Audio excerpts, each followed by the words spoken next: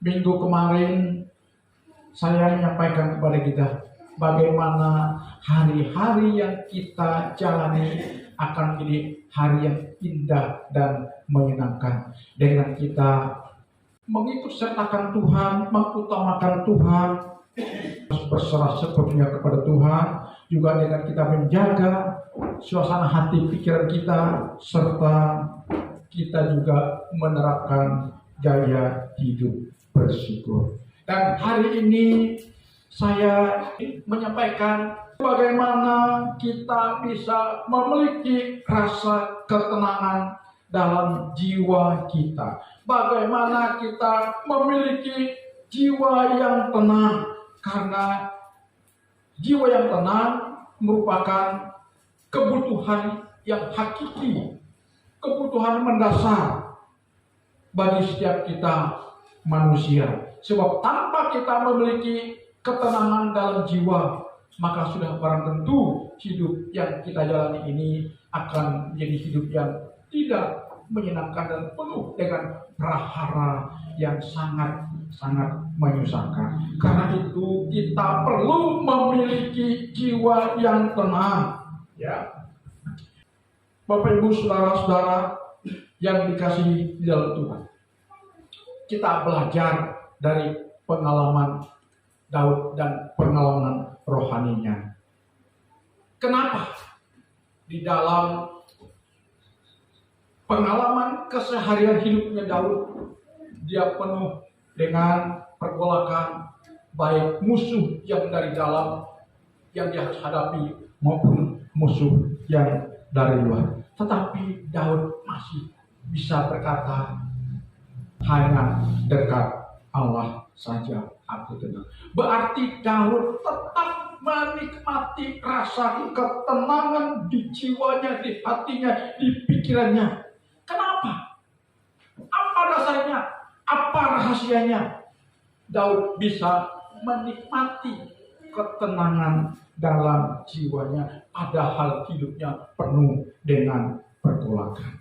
Saya mencatat dari perikop dari satu pasal yang kita baca tadi, ada 3 rahasianya kenapa Daud bisa menikmati ketenangan dalam jiwanya di tengah-tengah pergolakan hidup yang dia hadapi.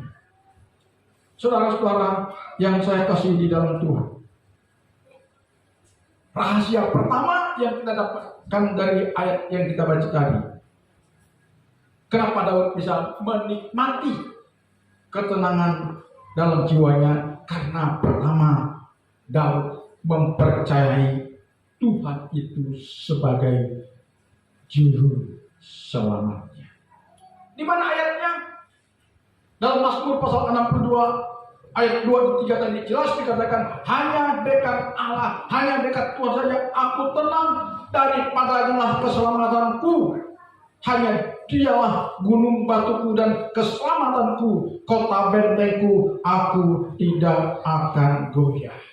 Jadi rahasia pertama kenapa Daud bisa menikmati ketenangan dalam jiwanya di tengah pergolakan hidup yang sangat berat yang dia harus hadapi, karena Daud mempercayai hidupnya kepada Tuhan, Sang Pelindung, Sang Penyelamat, Sang Pembela bagi dirinya. Saudara, tanpa ada keyakinan ini, saya percaya Daud tidak mungkin bisa berkata, dan Daud tidak mungkin bisa menikmati ketenangan dalam jiwanya. Itu sebabnya karena Daud sudah berani mempercayakan Tuhan sebagai jaminan hidupnya, penyelamatnya, pelindungnya, penopangnya, pembelanya, yang dibahasakan dalam Mazmur tadi sebagai gunung batu, kota benteng. Artinya kuasa Tuhan itu yang akan memberikan perlindungan sehingga Daud boleh merasa aman di dalam perlindungan Tuhan. Kenapa demikian? Karena Daud sudah mempercayai hidupnya kepada Tuhan, dan Daud menjadikan Tuhan sebagai jaminan hidupnya. Nah, kita sebagai orang percaya Tuhan, mengimani Tuhan, tapi kita belum berani 100% mempercayai hidup kita kepada Tuhan. Seringkali kita ragu, apakah Tuhan sanggup menolong saya? Apakah Tuhan sanggup membela saya? Apakah Tuhan sanggup menyatakan kuasa pemeliharaannya kepada saya? Jika saudara ingin menikmati ketenangan dalam jiwa kita, maka rahasianya yang harus kita miliki adalah mempercayai Tuhan itu bahwa Dialah Juru Selamat yang akan memberikan jaminan hidup masa depan kita. Ya. Ini yang telah dialami oleh Daud, yang diyakini oleh Daud. Nah, karena Daud mempercayai Tuhan itu tidak setengah-setengah, tapi dengan sepenuh hati, sehingga dia mampu berkata, hanya dekat Allah saja aku tenang. Haleluya. Jadi pertama, saudara, di tengah-tengah situasi dunia yang sedang tidak menentu ini, kalau benar Indonesia ini sedang dalam ancaman kekeringan yang sudah barang tentu akan berakibat kepada terdampaknya usaha kita, baik pertanian gagal, ya, otomatis akan menimbulkan bencana kekurangan. Kalau muncul bencana kekurangan, maka sudah barang tentu akan berakibat kepada harga-harga 9 barang pokok akan meroket naik dan akan berdampak kepada lemahnya daya beli kita. Tetapi percayalah, apapun situasi dunia yang akan menciptakan rasa ketidaknyamanan dalam hidup kita, jika kita terus mempercayai Tuhan, maka kuasa kehadiran Tuhan yang kita imani itu dalam hidupnya, dengan Dia berimmanuel dalam diri kita, percayalah kita akan dimampukan oleh Tuhan untuk menyiasati masa-masa sulit yang akan kita hadapi. Katakan amin. Dengan keberadaan Tuhan, dengan penyertaan Tuhan di dalam diri kita, maka percayalah kita akan dimampukan untuk menyiasati masa-masa pelik dalam hidup yang mungkin suatu saat akan kita hadapi. Dan itu telah dialami oleh Daud, sehingga dia mampu berkata, hanya dekat Allah saja aku tenang. Sehingga dia memiliki ketenangan di dalam jiwa. Haleluya. Karena Daud mempercayai Tuhan dengan sungguh-sungguh. Kemudian yang kedua, rahasia yang kedua, bagaimana kita dapat menikmati ketenangan dalam jiwa kita selain kita mempercayai Tuhan dengan sepenuh hati kita. Maka bukti kita mempercayai Tuhan dengan segenap hati kita, maka kita harus menaruh pengharapan kita hanya kepada Tuhan. Ya. Kalau kita percaya kepada Tuhan, mempercayainya dengan segenap hati kita, dengan segenap jiwa kita, dengan segenap kekuatan kita, maka sudah barang tentu kita mampu menaruh harapan kita kepada Tuhan sebagai satu-satunya penolong, pelindung, penjaga yang bisa diandalkan. Dalam Mazmur pasal 62 ayat 6 tadi dikatakan di sana, hanya pada Allah saja kiranya aku tenang, sebab daripadanya lah harapan. Kepada kita hari ini, sudahkah kita menaruh harapan kita kepada Tuhan? Atau sebaliknya kita menaruh harapan kita kepada yang bukan Tuhan? Kalau kita menaruh harapan kita kepada Tuhan, percayalah,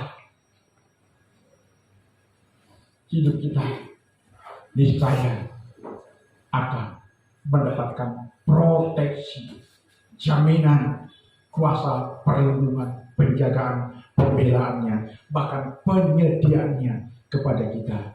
Itu pasti Dia akan nyatakan. Haleluya. Karena itu sebagai orang yang mempercayai dan percaya kepada Tuhan, kita harus menaruh pengharapan kita kepada Tuhan. Bukan dengan kekuatan, keahlian, atau apapun yang kita andalkan dalam dunia ini. Tetapi kalau kita andalkan Tuhan, saya percaya ada sesuatu yang maha dahsyat sedang bekerja di dalam diri kita. Pasti kita akan menjadi pribadi penuh dengan sukacita, kan ada kuasa kemenangan Tuhan di dalam diri kita. Haleluya. Lalu yang ketiga, saudara, setelah kita berani mempercayai Tuhan dan menaruh harapannya kepada Tuhan, saya ulangi lagi di poin kedua. Orang yang menaruh harapannya kepada Tuhan, kan ada lagu yang mengatakan orang yang berharap Tuhan diperbarui kuatnya, terbang naik dengan sayap Raja Wali, berjalan tiada lelah, berlari tiada penat, ajarku harap kau Tuhan. Jadi orang yang berharap kepada Tuhan, dia akan memiliki kuasa pemberdayaan Tuhan. Ada kuasa, kita selalu energik, saudara-saudara. Amin. Kita tidak akan mengalami yang namanya keloyohan, ya, lemah, lunglai, tidak berdaya, selalu galau, ya. Orang yang berharap kepada Tuhan pasti dia seperti Raja Wali yang terbang naik, ya. Tidak akan pernah dia merasakan kelelahan, ya, dalam hidupnya. Artinya tetap bersemangat, saudara. Karena itu mari kita jangan lemah, jangan ragu untuk kita terus berharap kepada Tuhan. Kemudian yang terakhir, kenapa Daud bisa memiliki ketenangan di jiwanya? Karena Daud mempercayai Tuhan sebagai pemelihara dan sumber perlindungan sejati dalam hidupnya. Tadi sudah saya singgung di awal-awal penyampaian saya. Dalam Mazmur pasal 62 kita baca ayat 8 sampai dengan ayat 9. Pada Allah ada keselamatanku dan kemuliaanku, gunung batu kekuatanku, tempat perlindunganku ialah Allah. Percayalah kepadanya setiap waktu, hai umat, curahkanlah isi hatimu di hadapannya. Allah ialah tempat perlindungan kita. Daud mempercayai kesanggupan Tuhan, kemahakuasaan Tuhan di dalam memberikan perlindungan, penjagaan, pemeliharaannya yang sempurna. Sehingga di dalam Daud menjalankan tanggung jawabnya sebagai seorang raja yang penuh dengan pergolakan, yang penuh dengan peperangan. Endingnya, akhirnya Alkitab mencatat Daud tidak mati karena senjata musuh, tetapi Daud meninggal karena usianya. Dan itu adalah sangat-sangat manusiawi. Ya. Karena itu luar biasa cara Tuhan dalam memelihara Daud. Itulah yang membuat Daud tidak pernah ragu akan kuasa Tuhan di dalam memberikan, pertama, jaminan ketenangan, kepuasan, sukacita, perlindungan, penjagaan, dan pembelaan. Daud sudah menaruh Tuhan itu sebagai jaminan hidupnya. Jadi anak-anak muda yang hadir hari ini, dan juga kita sebagai seorang bapak-bapak atau seorang ibu rumah tangga, marilah kita menjadikan Tuhan sebagai prudensial kita, sebagai jaminan hidup kita sekarang bahkan sampai selamanya. Dan kalau kita sudah menjadikan Tuhan sebagai pruden kita, maka satu kewajiban yang harus kita lakukan, yaitu kita harus bayar preminya. Apa preminya, saudara? Preminya adalah ibadah kita, doa kita, firman Tuhan harus kita baca. Itu premi yang harus kita bayar. Seperti kita masuk asuransi, kita percaya ada jaminan di sana. Tapi kalau kita tidak membayar preminya, jangan pernah kita bermimpi mengklaim asuransi kita. Tidak akan pernah bisa diklaim, saudara. Ada banyak orang yang percaya kepada Tuhan tapi tidak mau bayar preminya, maunya klaim janji Tuhan, maunya klaim haknya yang dari Tuhan. Di sini kelemahan kita. Dan hari ini Tuhan ingatkan kita, kalau kita ingin menikmati kuasa pembelaan Tuhan, pemeliharaan Tuhan, ada rasa ketenangan dalam hati dan pikiran kita, maka mari premi kita harus bayar kepada Tuhan. Dengan kita menjalankan syariat agama kita, tanggung jawab iman kita harus kita nyatakan. Ibadah kita, doa kita, ya, ketaatan kita kepada Tuhan dan firman-Nya, itu sebagai premi yang harus kita bayar. Ya, jika kita sudah lakukan ini, percayalah kita sudah ada di dalam tangan Tuhan dan di dalam rancangannya yang sangat mengindahkan. Karena kalau kita mau hidup indah dan menyenangkan, berkali-kali saya sampaikan di sini, kita harus hidup dengan caranya. Jika kita hidup dengan caranya Tuhan, dengan kita membayar premi untuk Tuhan, ketaatan kita, ibadah kita, kesediaan kita untuk hidup, tidak lagi hidup seperti orang-orang berdosa. Kita hidup dalam pilihan dengan kita menerapkan firman Tuhan, maka hidup kita pasti akan terus diperindah oleh Tuhan. Dan jika hidup kita diperindah oleh Tuhan, maka hidup ini pasti akan mengindahkan, menyenangkan, membahagiakan. Dan saya percaya Tuhan dimuliakan, Tuhan disenangkan.